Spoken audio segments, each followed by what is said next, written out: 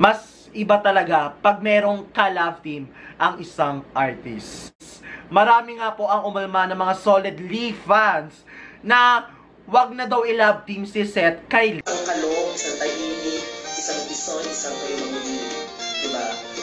Pero, so, nung bago sa bahay ko yun kasi sila, parang magkapatid lang talaga yung mga eksena, parang gano'n lang sila sa bahay ko niya, or friends. Hi guys! Welcome back to my YouTube channel and welcome back to another reaction video. Dito lang yan sa The Cardoding Show. But before we get started, sa mga hindi pa nakasubscribe at bagong-bago pa sa akin channel, i-click mo yung subscribe button to be part of my Carding Squad. I-like, i-share, i-favorite pa itong video na to para good vibes at happy lang. Yes guys, ang pag-uusapan natin sa vlog na ito kaya ba ni Lee Reposposa mag-isa even without Seth? Kaya guys, kung gusto nyo malaman yung magiging usapan natin sa vlog na ito, just keep on watching. Then guys, disclaimer. So, napagkukwentuhan lang. So, parang chika-chikahan lang time to. So, walang nangyayaring pangbabash dito guys ha. We're just reacting. Alam naman natin na nagkaroon nga ng issue. Nagkaroon nga ng issue kay Seth nang sumalang siya sa interview sa MediaCon kasama ang mga ex-PBB housemate. At marami nga po ang nag-react. At sabi ng mga Seth Lee fans at ang mga solid na Lee fans, kaya naman daw mag-solo ni Lee even without Seth. So yun guys, wala nang maraming sat-sat. So without further ado, let's get started. So yun nga guys, kilala naman natin si Lee Reposposa, isa sa mga Big Four at talagang sikat sa loob ng bahay ni Kuya. Ito yung PBB 8 at mas kinilala nga natin siya nung una natin siya nakita sa Showtime. Ito yung sa Tawag ng Tanghal. At nagkaroon nga po siya ng chance para makapasok sa loob ng bahay ni Kuya at doon po siya lubusang nakilala. Marami nga pong nagmahal sa kanya at marami rin po ang bumatikos dahil OA daw si Lee Reposposa at parang naikukumpara kila Melay at kay Maymay.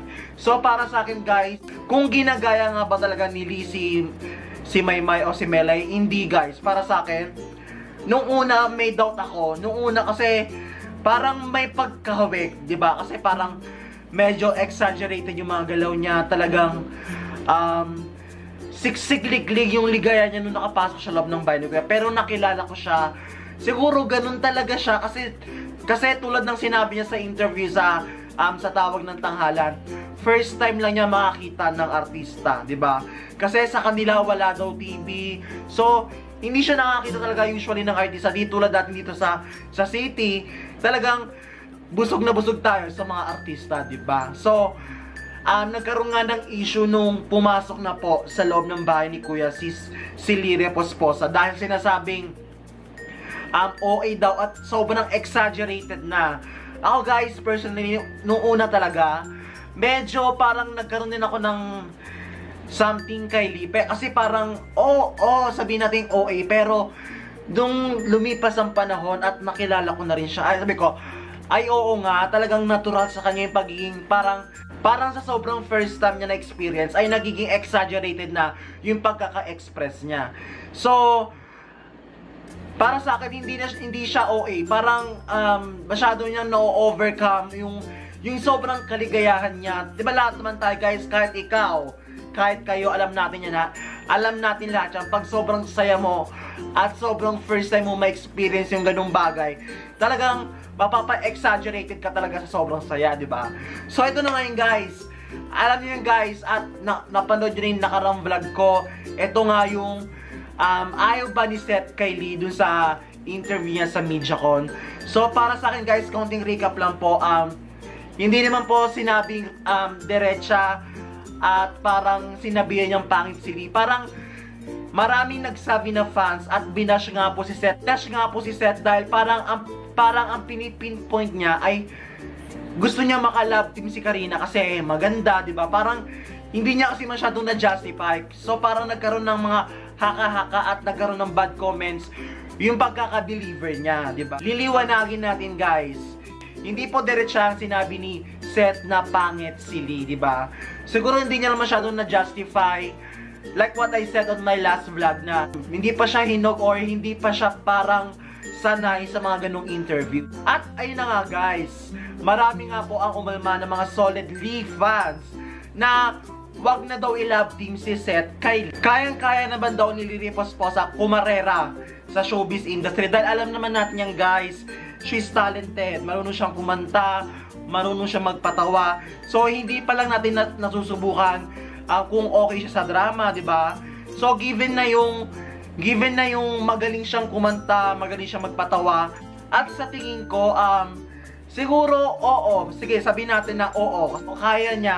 Kaya niya sumikat without Seth or any other love team. Pero, parang sa akin, guys, mas lalong umiingay at mas lalong nakikilala ang isang artist pag merong ka-love team ang isang artist, diba, guys? Katulad ng ni Maymay, diba, guys? Sobrang ang dami na niyang achievement this past few years, diba?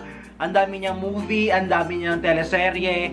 So, parang dahil dun sa ka-love team niya, dahil nagtutulungan sila at mas maraming tumatangkilik ng pagsasama nila. So, parang sa akin, kaya naman umarangkada ni Lee sa showbiz industry kahit walang partner. Kasi, singer siya, pwede siya mag-asa, pwede siya mag-guest sa mga kanta-kanta. Pero guys, para sa akin, mas iba pa rin.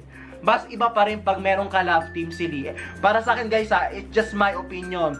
So, kung para sa inyo na wag na lang si Seth, siguro, para sa akin, guys, kung nagkaroon man ng parang may mali na gawa si Seth, parang bigyan natin ng chance yung bata kasi parang ano yun parang si Maymay Entrata at si Edward Barber sa loob ng bahay ni Kuya.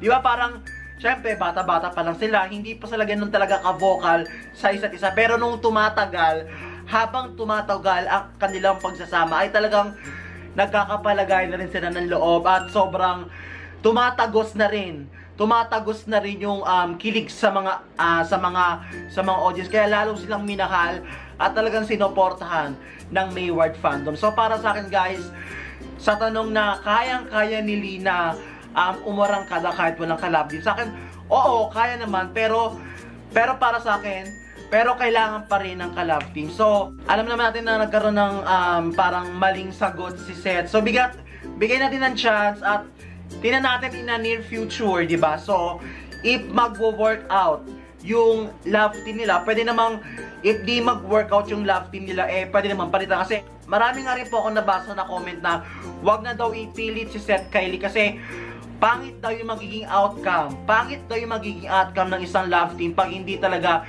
sweet sa isa't isa. Dahil, napanood yung ba yung kila Chika Nets na This Match or Match, diba? Sa segment nila yun, parang pinagkukumpara nila si Seth at si Lee. Parang sinabi ng isang vlogger na parang hindi daw sila bagay at parang ang tingin daw nila sa isa't isa ay parang magkapatid. Para daw mag-workout ang isang love team pag walang spark, diba? Para sa akin, hindi ako naniniwala kasi wala pa naman nagagawang project. So, wala pa tayong karapatan mag-advance o mag-overreact sa mga basher na nagsasabi na wag na iparehas si Lee kay Seth, diba? Kasi para sa akin, wala pang na-justify, wala pang napapatunayan na hindi talaga mag-workout ang Seth Lee, diba? So, I think, madami na rin ng Seth Lee fans at marami na rin ng Lee fandom at ng Seth fandom. So, I think, mag-workout sa tulong ng mga fans. Kaya sa mga Seth Lee fans, nasa inyo ang kapalaran ng dalawang bata kung magpapatuloy ang kanilang love team, di ba? So para sa akin, nasa inyo pa rin yung huling halakak, di ba? Kasi kung wala naman susuporta, kung walang gagabay at walang tutulong sa kanila, hindi talaga magwo-workout ang love team na Seth Lee kung hindi nyo tutulungan at gagabayan. So, para sa akin, again, sabi nyo guys, napaulit na ako, di ba? Again, sa akin, sa tanong natin na, sa topic natin na, kaya bang mag-workout? Kaya bang mag-workout ang career ni Lee without Seth? So, oo naman. Pero, tulad nga sinabi ko kanina, mas iba talaga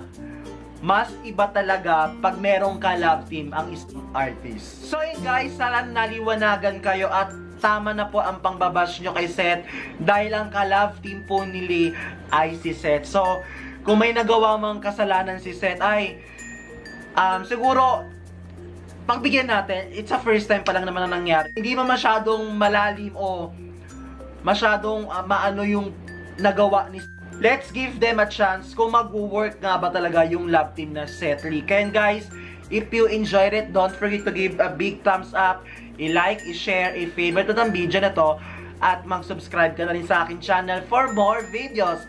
And to be part of my Carding Squad, tandaan nyo guys, ako ang inyong baklang may laban na nag-iiwan ng isang kasabihan. Ano man pagsubok ang pagdaanan, Raban! Kaya guys, bye-bye! See you on my next video! Bye-bye guys! See you on my next video.